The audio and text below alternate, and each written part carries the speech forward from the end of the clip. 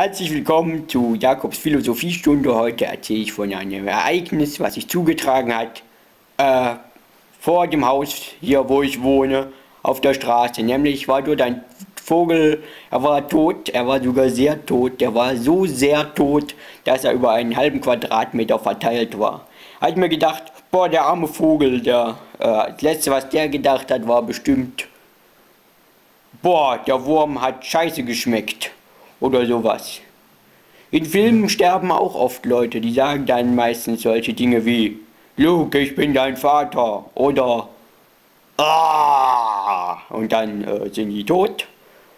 Aber interessant wäre das Ganze doch, wenn die auch sagen würden, boah, der Wurm hat scheiße geschmeckt und dann wären die tot.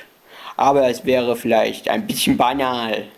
Nicht zu verwechseln mit anal, denn ein analer Film ist vielleicht nicht so toll, weil ich stelle mir vor, ein Paar sitzt im Kino, dann kommt so ein Arsch und sagt, boah, der Wurm hat scheiße geschmeckt.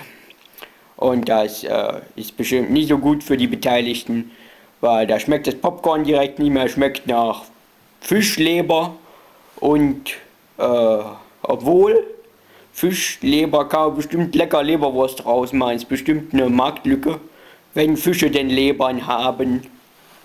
Und ich kann mir auch gut vorstellen, wie die Rentner da im Altersheim sitzen, an ihre Rollstühle gefesselt, da kommt die Wärterin rein, schaufelt denen das rein, da kommt zur Nase rausgelaufen. Mir ist auch mal zur Nase was rausgelaufen, und zwar Milch habe ich da durchbefördert für bedürftige Kinder in Afrika. Das hat total gebrannt, weil ich das vorher flambiert hatte, damit das nicht mehr so nach Putzlappen schmeckt. Obwohl Putzlappenomelett kann auch was ganz Leckeres sein, solange man es nicht selber isst, sondern an Leberfische verfüttert.